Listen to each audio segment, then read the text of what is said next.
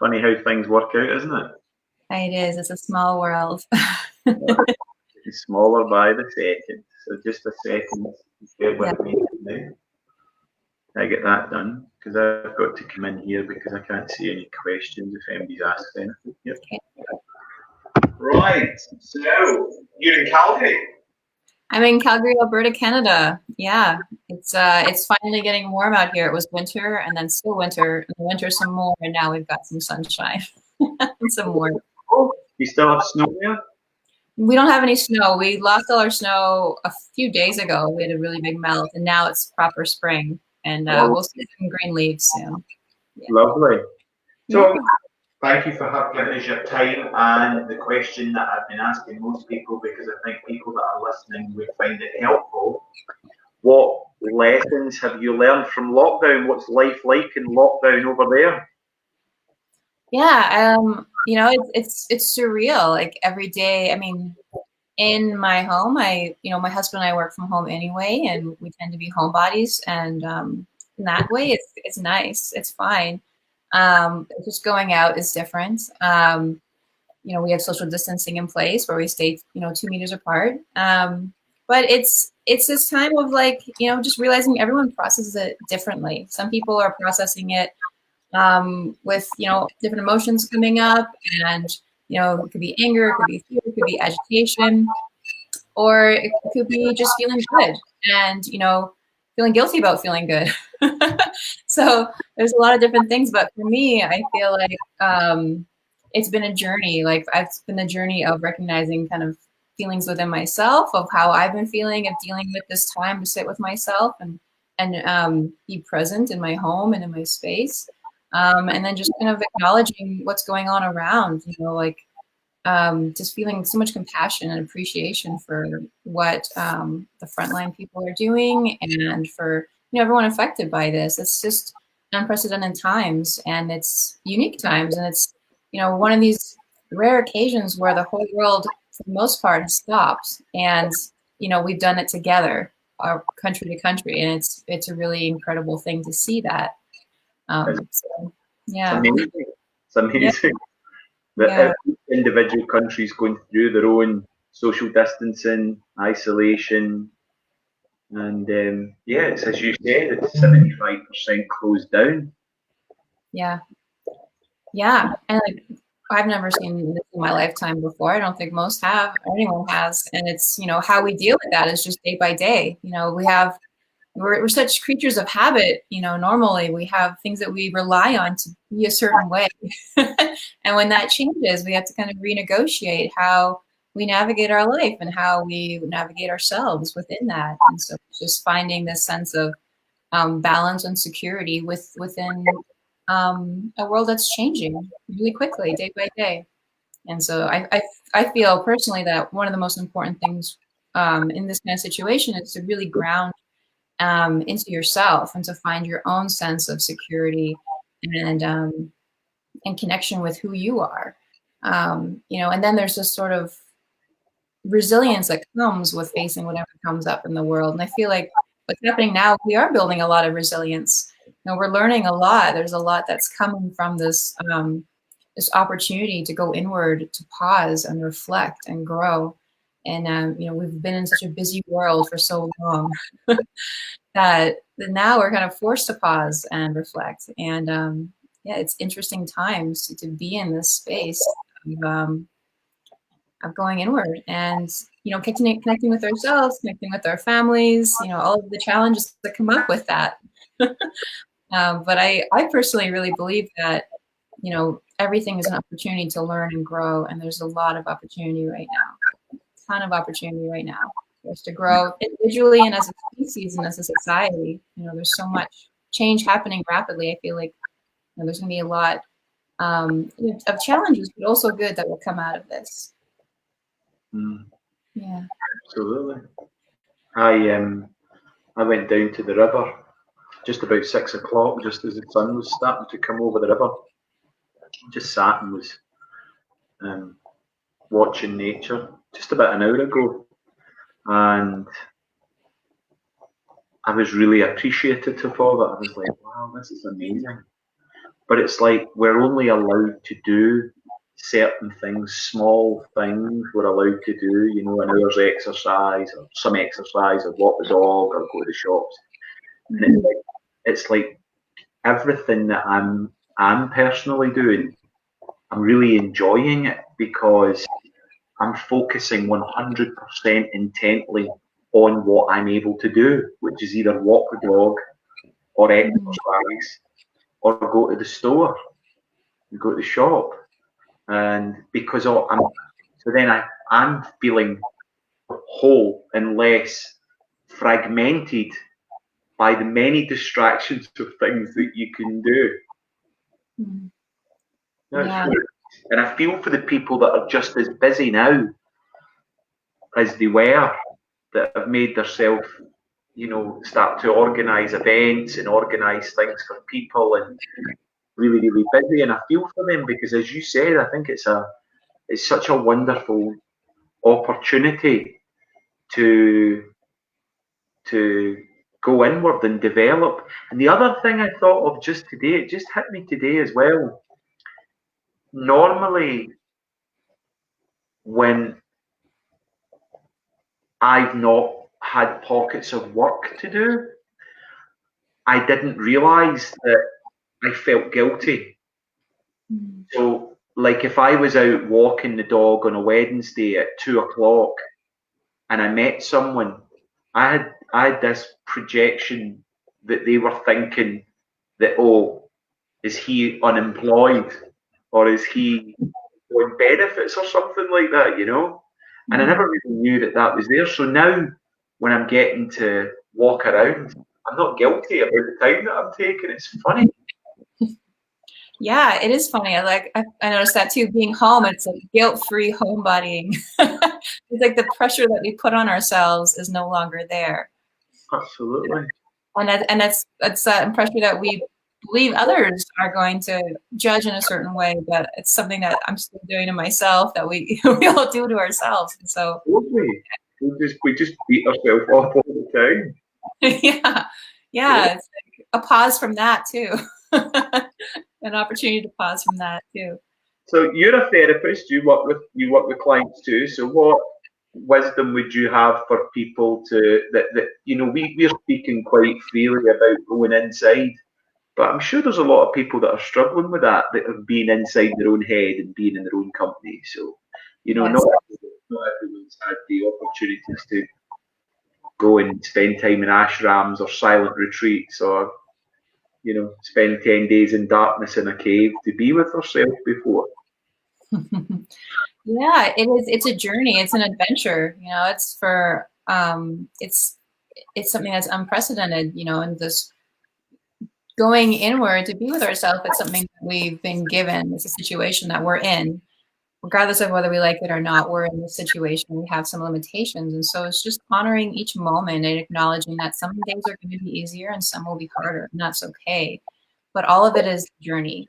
So, you know, the days that feel good and amazing, appreciate that and enjoy it. And the days that feel heavy and there's different emotion coming up, honor that emotion. That also serves a purpose. It's also there just needing to be seen and needing to be worked through. And just allowing yourself to feel whatever needs to be felt is how you work through it.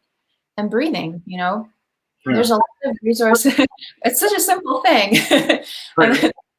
There's so many resources online. You can find of breathing techniques that are very, very old. You know, yogis have been doing this for thousands of years, and they're still relevant today. And these are tools that you can use to soothe your nervous system, to calm your mind and body, and it makes it a lot easier to be inward, to be in that place. It makes I kind of imagine like making my body a nice place to live. So there's tools like breathing techniques, like journaling, like talking to someone, getting help and support. You know, this is also a time to not have to be alone in every aspect. We can distance, but we can still be social. And so it's just being gentle with yourself and kind to yourself and looking for those tools and resources and people that can support you to get through these times because they are unprecedented and it is a journey. And with every journey, it's great to have a guide. And that guide could be in the form of somebody that you work with, or it could be the form of someone who's sharing their wisdom online, sharing some breathing exercises that you can follow along, or using an app like Headspace to help you meditate, or Great. a little bit. Yeah, it's nice and simple. It's great for beginners. And when you first start meditating, if you're a beginner, then don't be surprised if your mind's racing and it's awful. It gets better. This is the beginning of a journey. So I think my main thing is just to be kind to yourself and acknowledge each step as it comes, and know that even the days that feel like you're totally off course, you're still on course, because being off course is part of the learning too. That's part of the course. You're always on the path. Sometimes you're just learning, and sometimes it's more comfortable, and sometimes it's less. But you're always in this experience of discovery and growth. And so just trusting that process as it happens. And the more you trust that, then it tends to get a little bit more, tends to flow a little bit more easy. You said getting people to support you. I think it's important to add here the kind of people that we are connecting with right now, because there's a lot of people promoting conspiracy theories and Armageddon and the end of the world, and we're going to go bankrupt, and world's going to go bankrupt, and projecting all these things in the future. And I'm not saying that any of the things that I've mentioned are false. They may be very accurate. But if what you're reading is causing you anxiety, then it's not accurate for where you need to be to step forward into Armageddon, conspiracy theories coming true, or indeed us going bankrupt. Yes. So. Yes, and whilst I'm really glad that you bring up that point, because there is a lot of that happening, and it's interesting. It's a response to, like, we're all processing these things differently, and I personally feel a lot of fear within the energy of conspiracy theories. Within that, there's what is the core belief? If we go down to the base of it, the kind of core is the world is against me, or the world is helping me, and all stories are stories. We get to choose the stories that we believe, and the stories that we believe are the stories that we feed. And so I can choose to believe that the world is against me, and my mind will make more evidence of that. Confirmation bias, I will find more and more evidence to prove to myself that's true. Or I can believe that, the universe is a friendly place, and that there are many, many people, there's many forces working to help me. And the more I look for that, the more I find that. And we have this free will of choice, which is great. It's beautiful. It's all part of this adventure of life. And within that, we also can choose to discern what serves us and what doesn't. And so it's not saying one story is more true than the other. It's just what serves you more. So if one story doesn't feel good in your body, it takes you down a rabbit hole. It prevents you from, it causes anxiety, like you mentioned, prevents you from, moving forward, taking care of yourself or others, or in any way, if it doesn't feel good or align in your life, you have the freedom to not choose that story. And so it's noticing as you start, listening to different other people's stories and different news articles, or, conspiracy news articles, whatever it is, noticing how you feel as you read that. How does that feel in my body? Do I feel constricted? Is it hard to breathe? Do I feel angry? Do I feel upset? Like, those are really draining emotions. And so it's the freedom that we choose. We have the freedom to choose to let that go to the side. Like, okay, that's fine. Other people can enjoy that or be a part of that, but I don't have to if it doesn't feel right for me. And so it's just remembering that. What story do I want to feed? I'm smiling inside as you're saying that, and I often wonder in moments of reflection, what would the world look like if we chose to see what always made us feel expansive inside, that always made us feel joy inside? Like, if every picture that we saw, if you weren't scared of dogs, was a beautiful puppy and how that makes you feel inside, versus a crocodile with a child's torso in it that's just ripped it away from its mother. And it's like most of the time we're watching the crocodile ripping the child's torso from its mother.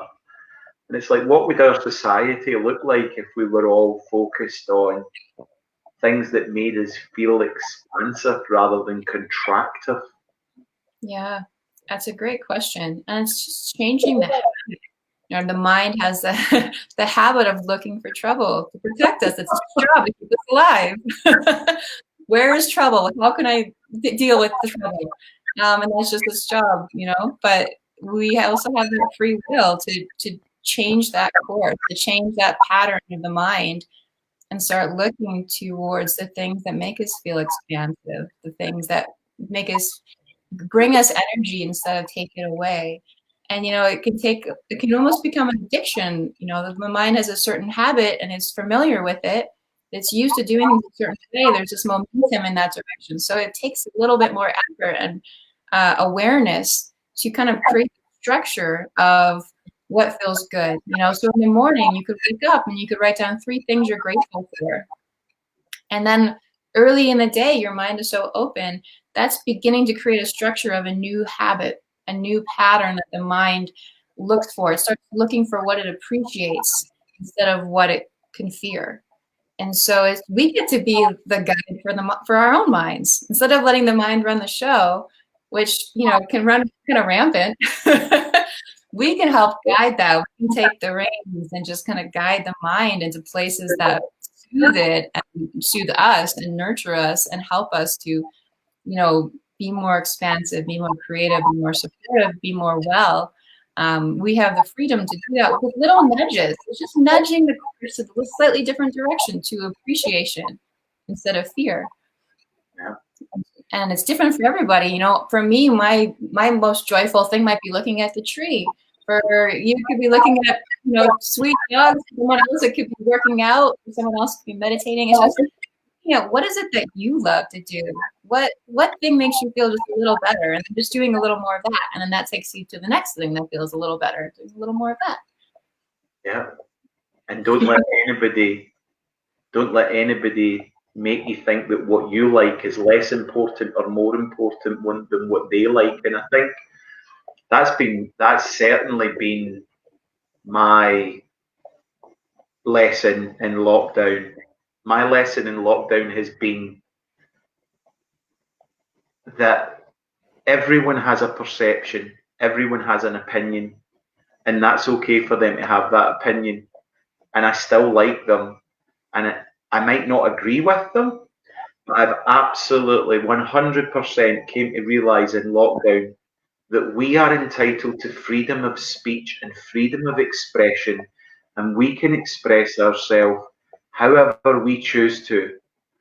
But we've also got to accept that other people are allowed to do that as well. And that's been a really nice realization in this. It's if I want to talk about Jesus or God or whatever, that's okay. That's okay. I'm okay with that now. I wasn't okay with that before lockdown. Yeah, that's so freeing. That's such a powerful shift. It's like it's so freeing. I've heard, you know, there's 3 kinds of business. There's your business, there's other people's business, and there's the universe's business. And you only really get to control one.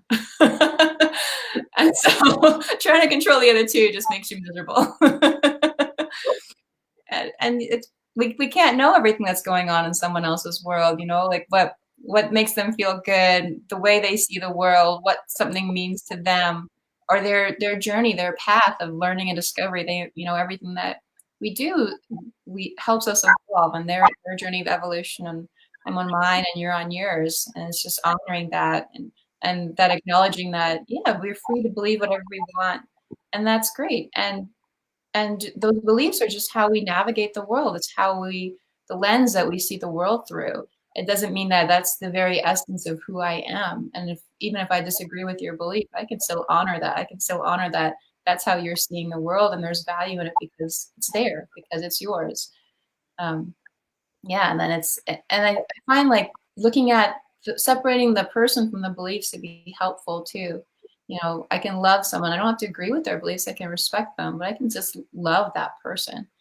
And for myself, if I have a belief, that I realize is separate from me, it's a little bit easier to let that evolve and grow, to have a growth mindset when I realize that my beliefs don't own me. I use them to make sense of this world that I live in. Yeah. So how would you see life after lockdown? How would you like to see us re-entering back into what's definitely going to be a different reality? Yeah. Yeah. And I don't know how long it's going to last, but I mean, it'll definitely be different. I would like to see um, continued bringing to this balance of stillness with doing. So balancing doing and non-doing. With this in Chinese medicine, they call it yin and yang. And yin is this inward state, self-reflection, and yang is this outward doing, growing. And we've had a lot of outward doing, growing for some time, and now we're kind of going in. And things tend to work best when there's balance and harmony. So I'd love to see, this continued honoring of this space, of this inner world, of our inner landscape, as well as the support. I feel like we're moving towards a place of universal basic income for people, realizing that humans are more important than the economy, and that there was things in the economy that needed to change that weren't working for everyone. They obviously aren't working. Wouldn't be working without changes now. Um, and what we're doing, what's happening with the environment right now. It's amazing to see the emissions so far reduced, and things changing, and wildlife growing and coming out and being seen more. It's kind of inspiring to realize how fast nature can bounce back. And I hope that inspires a lot of people to live differently with nature, to consider nature more in the choices that we make as individuals and as a society. I wondered that today. I was looking at it was only this morning. I walk every morning on a circuit which is round past a river, a famous river in Scotland. It's well known, the Clyde, and it travels all the way from back near Lead Hills here, all the way to Glasgow. And it was the Clyde that Billy Connolly would have worked on in the shipyards and the shipbuilding. So it's a pretty famous river. And I was watching it this morning. I goes, is that starting to get clearer? Is that starting to get cleaner? And I was walking along, and I thought, I wonder if nature's, because so many people seem to be looking at it right now. And I sat and I wondered, I wonder if it's generating so much because we're paying so much attention to it. We hadn't been looking at it. Yeah. Yeah. Well, it's just, we live in this world of attention, of awareness and consciousness. And what we pay attention to grows. So it's there's an energy in that attention. Yeah, that's quite powerful. That's meditation. That's what it's all about, is bringing your attention inward. Like when I meditate, I feel my body shifting and healing, and I feel the energy moving in my body because I'm paying attention to it. I'm giving it that awareness to have that space to move. And same with nature. When you give it that awareness, it's this connection that kind of like sort of reestablishes, like we are nature. Nature literally made our bodies that we inhabit. And going out and just being in nature, and just being with the river like that, it's just like there's a part of us, I feel anyway, that remembers that.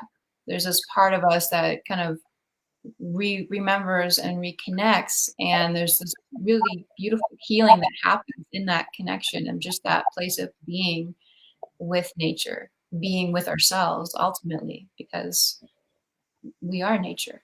And just remembering that is just very, really powerful. I really enjoyed talking to you. Thank you very much for your time. You too. Thank you so much. Funny how connections are made, isn't it?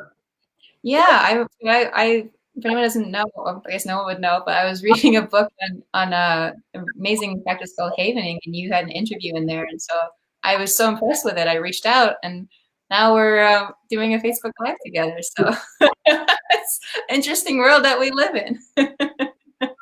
Well, I hope you have a great day in Calgary and have a fantastic weekend. Thank you very much for your time. I really appreciate it. I hope to see you again soon. Hope we can connect again. You have a great night. Okay. You too. Thank you so much. Thank you. Thank you. Bye-bye. Bye.